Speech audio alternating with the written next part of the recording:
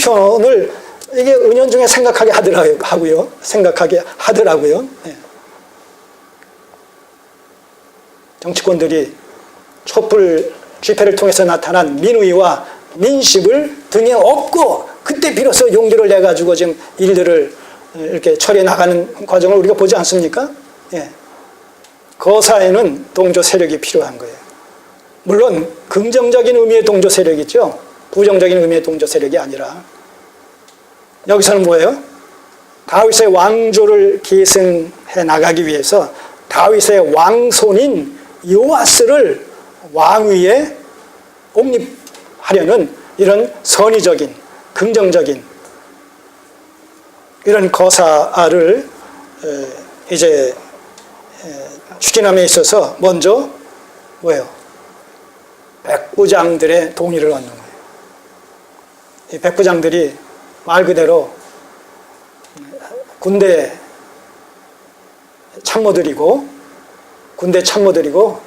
또 동시에 지방의 그 행정직의 관리를 같이 겸해서 담당하고 있는 그런 그 관료들이다 하는 얘기입니다. 자, 이 백부장에 여기서 5사람의 백부장이 소개가 돼요. 백부장이 1절 후반부에 그 백부장 등으로 더불어서 2절 언약을 세우고 이 언약을 세웠다는 얘기는 뭐예요? 같이 결의를 했다는 거예요. 자, 우리가 이제 때가 왔으니까 이 요아스 비록 어리지만 그를 왕으로 옹립해서 아달랴를 축출하고 다윗의 왕조의 정통성을 우리가 확립시키자. 여기에 이 5명의 백부장들이 동의를 하고 함께 결의를 하면서 약조를 했다는 것이죠. 자, 이 결의와 약조와 언약의 근거에서 2절 저희가 5명의 백부장이 유다로 두루 다니며 유다 모든 고을로서 레위 사람과 이스라엘 족장들을 모아서 예루살렘에 이른지라. 예. 이 5명의 그 백부장들, 이 사람들이 그 백성들의 신뢰감을 받는 자들이겠죠. 예. 그러니까 이 사람들이 직접 유다 전 고을로 다니면서 레위 사람, 이스라엘 백성들의 지도자급에 속해 있는 레위 사람들 그리고 족장들을 만나서 설득시키고 또 정당성을 얘기하면서 지지를 호소하는 가운데 그 동조 세력들을 규합해가지고 예루살렘으로 집결시키는 거예요. 자, 이런 일들이 다 은밀하게 지금 진행되는 겁니다. 자, 이른지라 3절 온 회중이 하나님의 전에서 왕과 언약을 세우매. 자, 이렇게 해서 모인 사람들이 이제 요아스를 중심으로 해서 언약을 맺습니다. 여호야다가 무리에게 이르되 여호와께서 다윗의 자손에게 대하여 말씀하신 대로 왕자가 즉위하여야 할지니. 여기서 여호야다가 그들을 설득하는 지지를 호소하고 또 이 모반의 정당성을 갖다가 주장하고 강조하는 근거가 뭐냐 하면 다윗 언약이란 말입니다.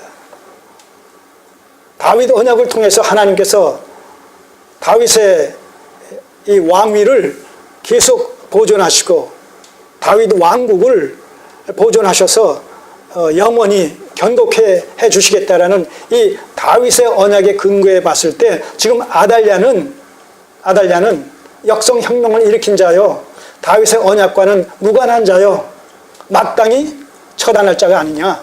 그런 의미에서 하나님께서 은혜 가운데 보존해 주신 이 요아스, 비록 어리지만 이 요아스를 왕위로 우리가 옹립함으로 말미암아 다윗 왕조의 정통성을 회복시켜야 되지 않겠느냐라고 얘기했을 때 충분히 설득력이 있겠어요, 없겠어요? 있죠. 이거 옳은 것이니까. 이게 하나님의 뜻이니까.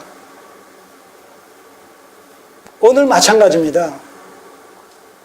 우리가 하나님을 이 땅에서 어떻게 섬겼든지 다양한 모양과 모습으로 우리는 이 땅에서 하나님을 섬깁니다. 기독교인의 모습, 또 기독교회의 모습을 보게 되면 다양한 모습으로 존재합니다. 그러나 하나님께서 보시는 관점은 어떨까요? 하나님은 그 중심을 보시는 거예요. 그 그 신앙의 동기와 신앙의 내용과 신앙의 과정과 신앙의 정체성을 보신단 말입니다. 개인의 신앙 마찬가지, 교회의 정체성 마찬가지. 그리고 그것이 하나님의 말씀에 기초하고 있는가? 하나님의 말씀에 기초하고 있는가? 우리 각각의 개인의 신앙의 정체성이 하나님의 말씀에 입각한 본질을 추구하는 신앙인가? 그 본질에 접촉된 교회인가? 공동체인가? 이거 보시겠다는 거예요. 성경은 로마서 10장 2, 3절에서 뭐라고 얘기한다고요? 저희가 하나님께 열심히 있으나 지식을 쫓은 것이 아니라, 지식을 쫓은 것이 아니게 되면 어떻게 돼요? 하나님의 의의를 모르고 자기 의의를 세우려고 힘써 하나님의 의의에 복종치 않게 된다는 거예요. 그것은 오늘 우리가 아침에 살펴본 대로 하나님의 한 의의, 그 하나님의 한 의의는 의의에 근거하면 어떠할 때 우리가 의롭게 되어진다고요? 예수 그리스도를 믿음으로 말미암아 모든 믿는 자에게 주시는 하나님의 의의란 말입니다. 그런데 유대인들은, 바리새인들은, 종교 지도자들은 어떤 방식의 의의를 그들은 전파했고 또한 추구했습니까? 율법을 지킴으로 말미암아 의롭게 되어지는, 바로 그것을 추구했단 말입니다. 그것을 주장했단 말입니다. 그러니까 하나님의 의와 그들이 주장하는 의와는 어떻게 서로가 충돌을 일으킬 수밖에 없죠. 바로 너희가 하나님께 열심히 있지만 지식을 쫓은 것이 아니라, 복음의 원리를 쫓은 것이 아니라 하나님의 한 의의 어떤 도리를 말씀해 주신 대로 열심을 낸 것이 아니라는 것이죠. 하나님의 의의를 모르고, 그때 하나님의 의의가 하나님의 한 의의, 예수 그리스도를 믿음으로 말미암아 의롭게 되는 그 의의를 얘기하는 거예요. 하나님의 의의를 모르고 자기 의의를 세우려고 율법 지키는 거 말하는 거예요. 지금 힘써 하나님의 의의에 복종치 아니했다. 그러니까 자기의 의의, 율법을 지켜서 의롭게 되어지는 그 일을 열심히 행하면 행할수록 믿음으로 말미암아 의롭게 되어지는 하나님의 의의와는 어떻게 돼요? 끊임없이 충돌을 일으킬 수밖에 없기 때문에 불복종으로 나타난다는 것이죠. 오늘 우리가 하나님을 섬기는 이 기독교 신앙의 내용이 하나님의 말씀의 원리를 쫓은 것인가, 인간의 전통을 답습하는 것인가, 여기에 따라서 우리 하나님을 섬긴다고 해도, 기독교 신앙이라고 해도, 기독인이라고 해도 실은 우상 숭배자와 다르지 않은 그런 모습으로 얼마든지 나타날 수가 있다는 것이죠. 그래서 이 여호야다는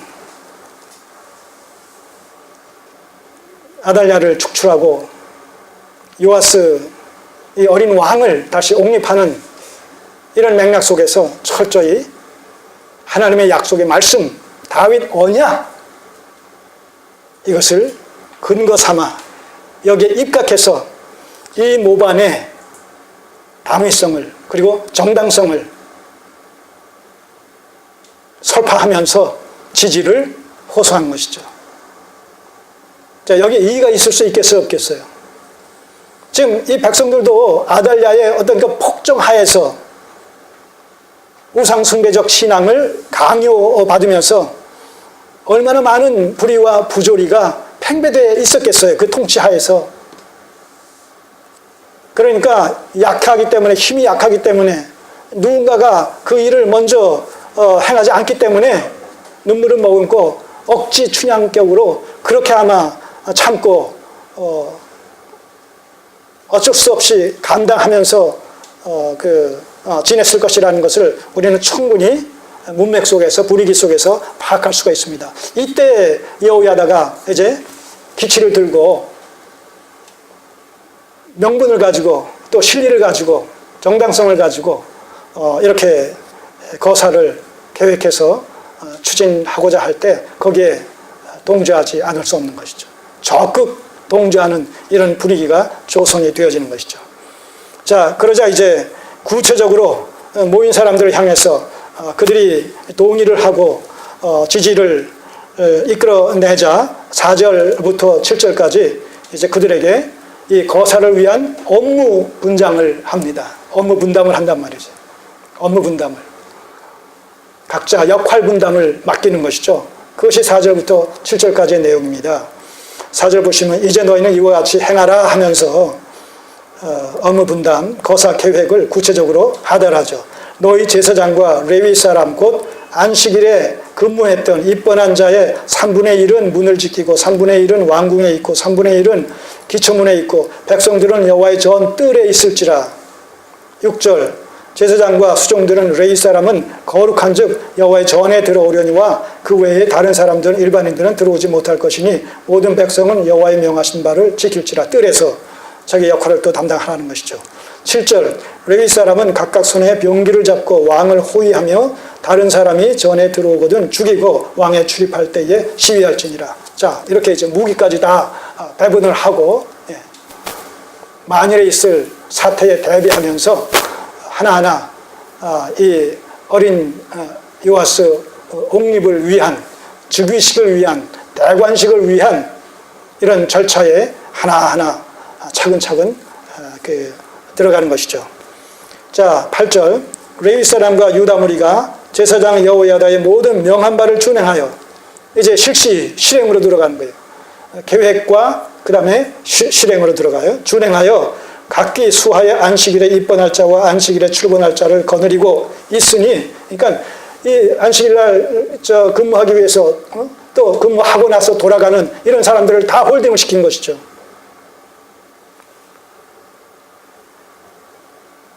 사태가 사태인지라. 자, 9절 제사장 여호야다가 하나님의 전 안에 있는 다윗 왕의 창과 큰 방패와 작은 방패를 백부장들에게 주고 또 백성들로 각각 손에 병기를 잡고 왕을 호위하되 전 우편에서부터 전 좌편까지 단과 전 곁에 서게 하고 무리가 왕자를 인도하여 내어 멸관을 씌우고 율법 책을 주고 세워 왕을 삼을 때 이제 즉위식을 지금 행하는 거예요.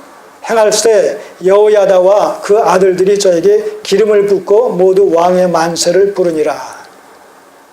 자, 신명기 17장에 보게 되면 왕의 규례가 나와 있어요. 왕의 규례. 잠깐 여기서 볼까요? 여기 손을 넣으시고 신명기 17장을 보시면 왕의 규례. 하나님께서 모세를 통해서 여러 그 율법과 규례와 율례를 주실 때에 특별히 왕을 세울 때 왕을 세우라는 그런 그 명령이 나게 될 때 어떤 자를 왕으로 세울 것인가, 왕을 옹립할 때에 그 규례가, 왕의 규례가 주어졌단 말입니다.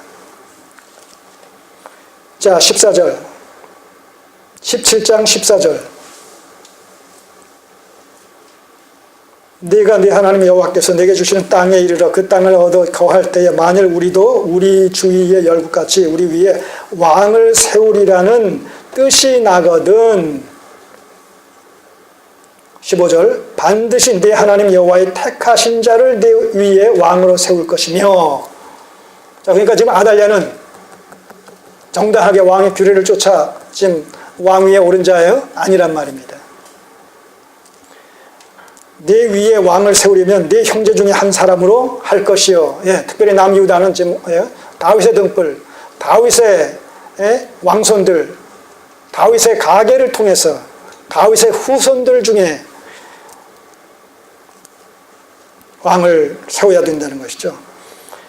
형제가 아닌 타구인을 내 세우지 말 것이며 16절 왕이 된 자는 말을 많이 두지 말 것이요 말을 많이 얻으려고 그 백성을 애굽으로 돌아가게 말 것이며.